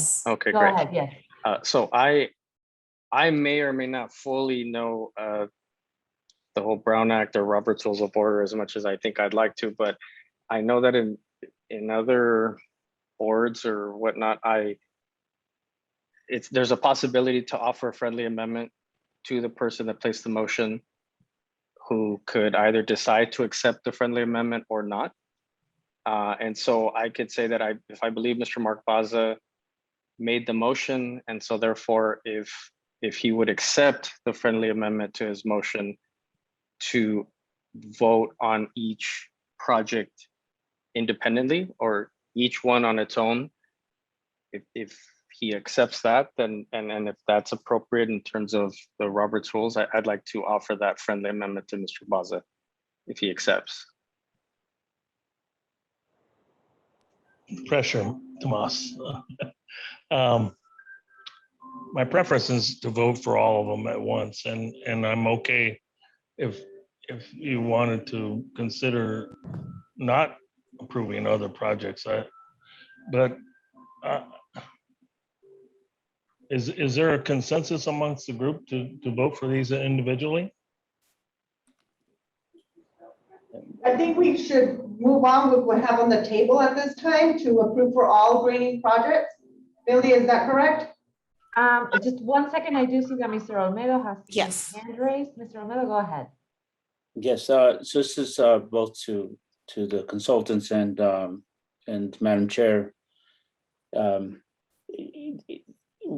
Was it just my confusion here, or am I or was Ms. Salgado's comment that wasn't clear as to which projects she may or may not be associated or maybe even in conflict? I may have misunderstood that comment.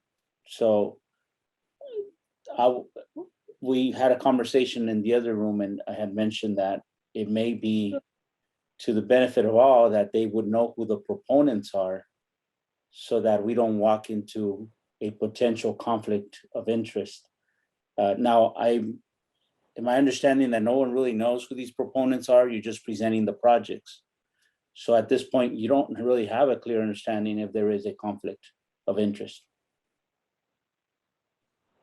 Please, after reviewing the projects, the only direct conflict of interest that would be is in Toro, because they are part of the CSC voting or have the power to vote. So at this time, the only ones I see, or if you see yourself being a conflict of interest that we don't know of, you could refrain from voting. But the only one we saw and confirmed is El Toro. Correct, but I'm not really sure that the project's proponents were listed.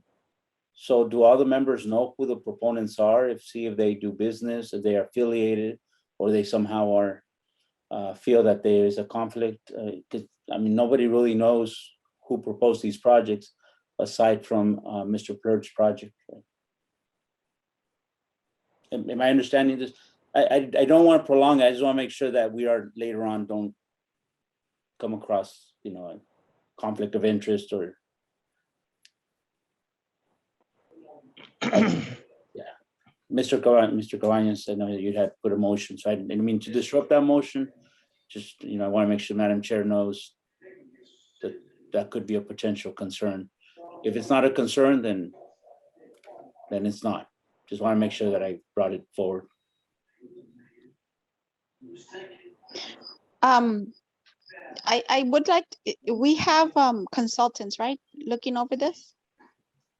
I did just want to say that there, as a facilitator, I would advise that if there are questions around this, that we seek legal counsel. We're certainly not legal counsel consultants. And, we are tracking the motions and tracking the amendments and discussion, but I would just advise that legal counsel, would be the appropriate consultant to respond directly to some of these concerns that are being raised. Do we have legal counsel? Not with us. Can I just say that I think this is getting way too convoluted, and I think that out of everything, the reason why I raised or asked to be kind of piecemealing it, or at least individual, was just out of courtesy for someone who seemed to have indicated that perhaps they hold a conflict of interest for one particular project, if not. So, that's really what it is. It's just really a courtesy to a member of this board who without having to force that person to clearly state what their conflict of interest is, to just kind of us all saying, let's do that. But and by no means does it mean that most of us are not in favor of these projects. I think it's just more of a courtesy to a member of our board.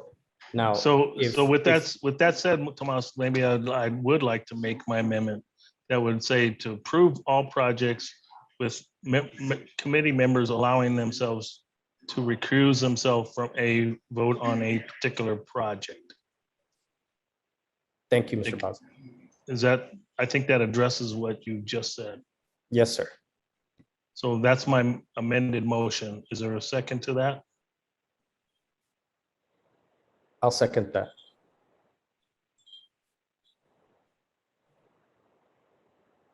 So if there's no other discussion, we can move on to the vote. We have Is a there any discussion on the, Tomas. Right, Millie? sorry, Belen, can you say that again? That we have a first from Mark Baza and a second from Tomas. Correct. Does anybody have, is there any discussion around the amended motion? Christian has her hand up again. Go ahead. Go ahead, Christian. I just want to comment. I feel like we're just like snowballing, like, and it's like kind of getting even more convoluted. Like, I think we have a charter and then we have the Brown Act. And I think the charter in the future, if we're going to continue proving many projects, let's decide on a model. And then for now on, follow that, because it's taking a lot of time to discuss this. And we're not really focusing on the issue at hand, which is approving these grants. We're talking about a procedure of how to do it. And I think we've been at this for already 2+ years. And I feel like we should have gotten this already, not to be that, but yes, I don't know if it was the right time to say that, but I felt it was necessary. I would just add to what Christian said, and I think we voted on many things, but this is the first time we've done consecutive for greening projects and for paving projects. We were in individual projects here and there that we voted on. And so my simple point is I made in our subgroup, and that was, this is a learning process. So there's a lesson learned for this process, and then we can take all of that to the next process and maybe standardize it so we can address some of these concerns that any of us have. Thank you, Mark and Christian. Is there any further discussion on the motion on the floor, the amended motion? Got a thumbs up from Christopher Wong. Any further discussion?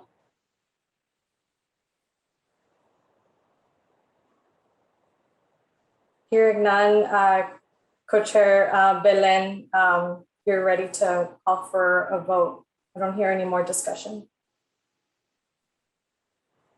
Okay, so we're for the urban greening, I believe it's been anonymously approved, right, by our CAC members to move forward with the urban greening. Now with the paving. Wait, Belen, I'm sorry. I meant to basically to give you the power to call for the vote, but I'm gonna call for it. People haven't voted just yet. But I can ask.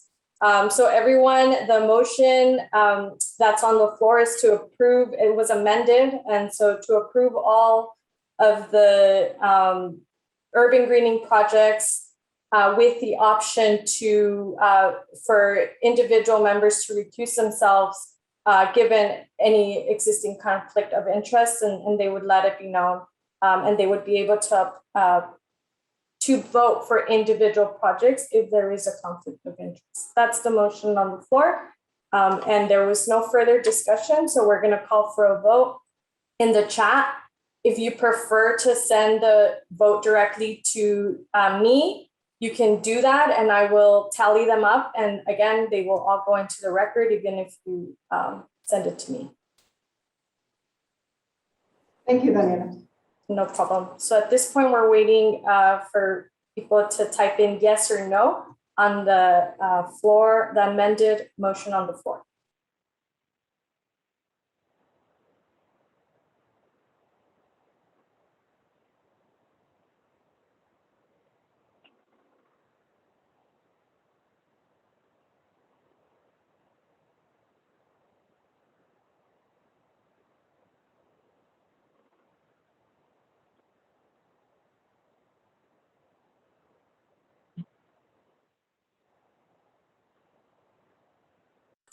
Okay, so that's a majority, Ellen. Thank you. So for now, we approved all the urban greening projects, correct? Just to make sure, put it on the record. And for the next, probably the paving projects, I hear that there's a lot of questions still. From all the discussions that happened in the breakout rooms. we have a decision now if we would table this item for more information, specific information for the October meeting, or we vote on this. Up to the CEC members. So we have a table, we have somebody to table. Can we have a motion to table the paving projects? I will make a motion to vote as for all the projects except the one for the County Office of Education. I second that motion.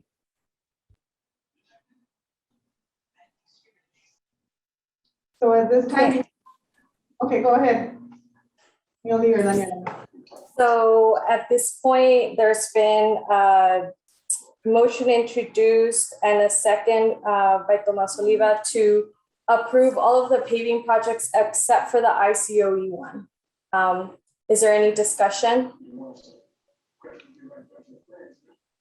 With regard to the ICOE project, you just totally want to eliminate that project. Is that correct? My understanding is that that project would be tabled for consideration at a different date. Okay. It's not completely off the table. Great. Okay. I support that. Thanks. I understand you as well. We'll table it to the October meeting. So I can have a clarification. We're solely tabling the ICOE project. That's in the motion, not tabling all the projects. That's correct. So the motion is to approve all of the paving projects except for the ICOE project that should be tabled.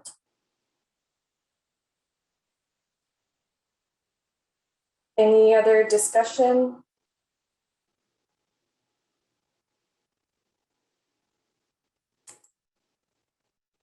Okay, hearing none.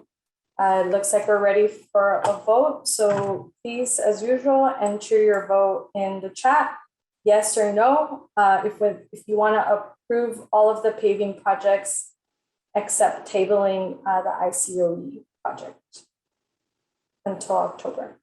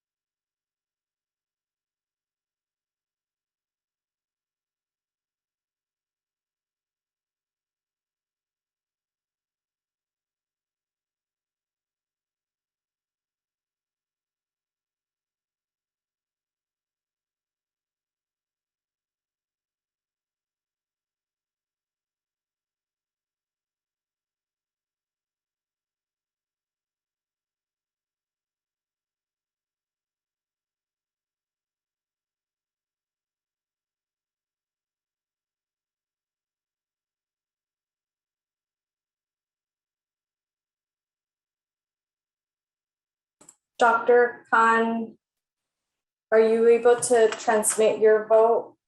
She's still on the line.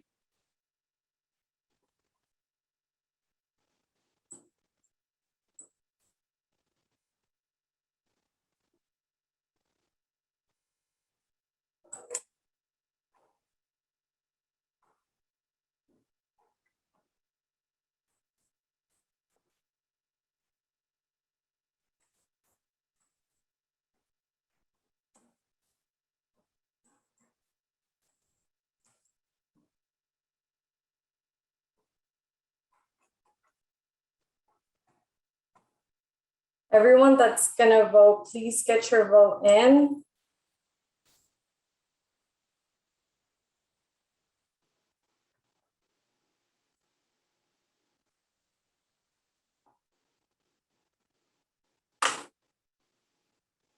Millie, can you check and see if Dr. Khan is here? Her vote's gonna be important.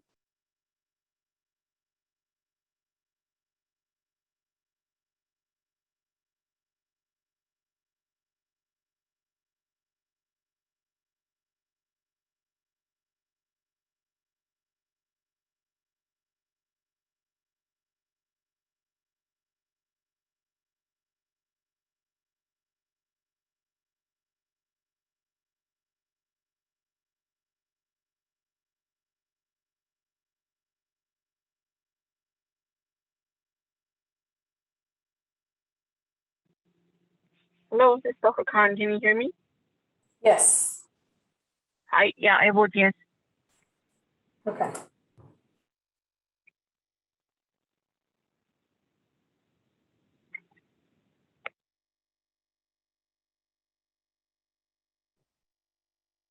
Thank you for bearing with us while we tally the votes.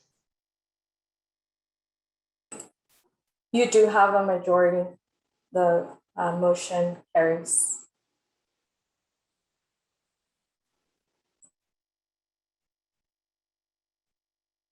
Okay, so Daniela, to move forward, at this time, we have an approval for all projects except for the ICOE to be tabled to the next meeting.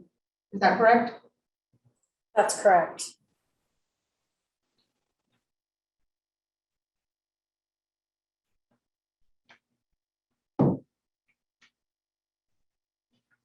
Any further discussion on this matter? Okay, seeing none, I do thank you everybody for your voting. It seems like we have a lot of learning to do, including myself. And we have one more item, which is the discussion item. We could also leave that for the October meeting because I know we're half an hour past the time.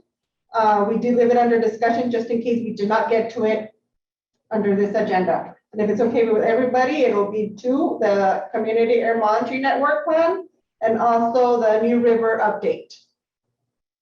We could leave this for the October discussion. Thank you, Belen. Again, if there's any agency updates, real quick.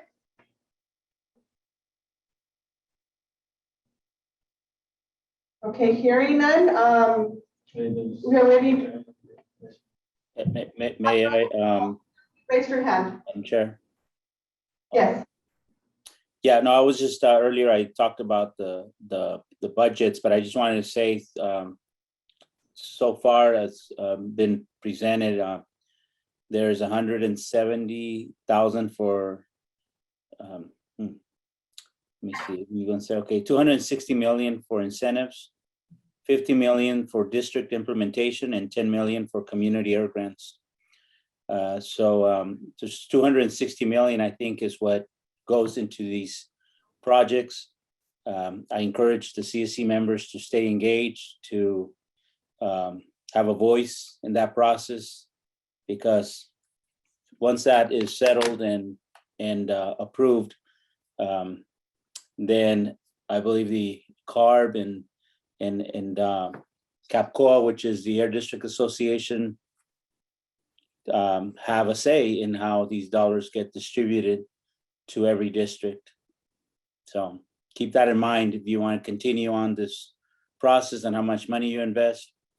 You have to have a voice in how much money comes to our district. Thank you. Thank you, Luis. Andrea, you have your hand up. You have a comment? Yes, just quickly, I just wanted to let you all know that tomorrow at 4 p.m. CARB is having their board meeting to consider the ECV, which is the Eastern Coachella Valley SERP. So if anyone wants to listen in on that, you're more than welcome. That's it. Thank you.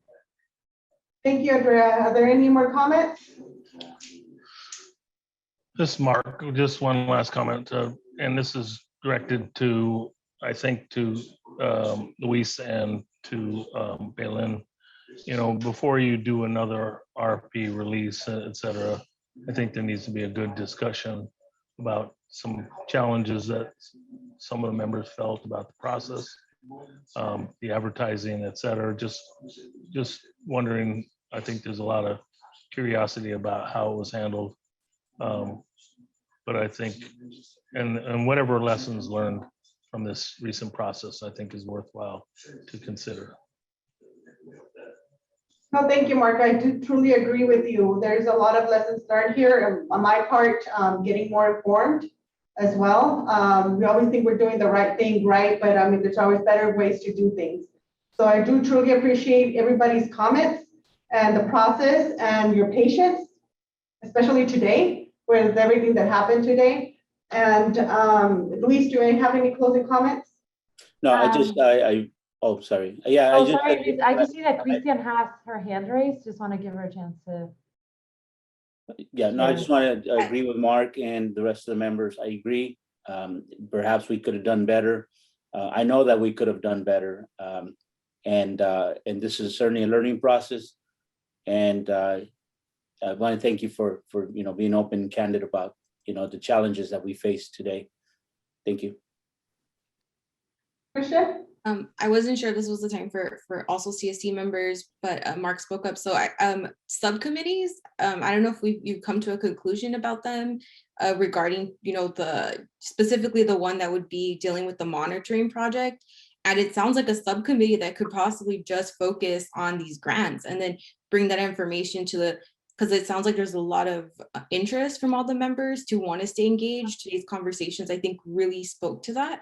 The effort that CSE members are making to, consume this information and process it, especially at 8 p.m. So I think subcommittees are something that could be beneficial and other boards have them. So have we come to a conclusion about that?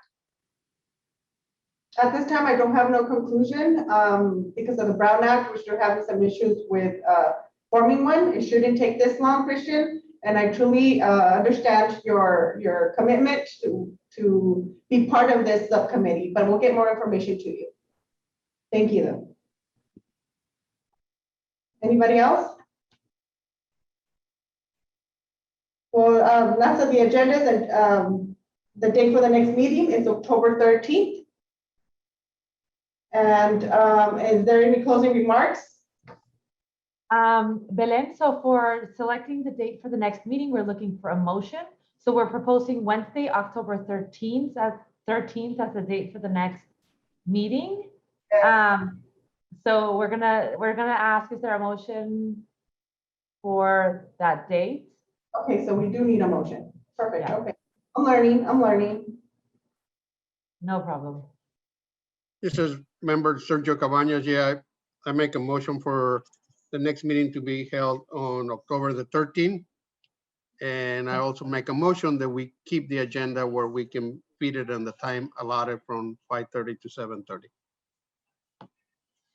Agreed, Sergio, agreed. Thank you, Sergio. Is there a second to his motion? This is second from Mark. Thank you, Mark. Now we're looking for a vote. Please on the chat, if you agree with making the next meeting October 13th, go ahead and say yes on the chat, or no if you don't want to have the meeting that day.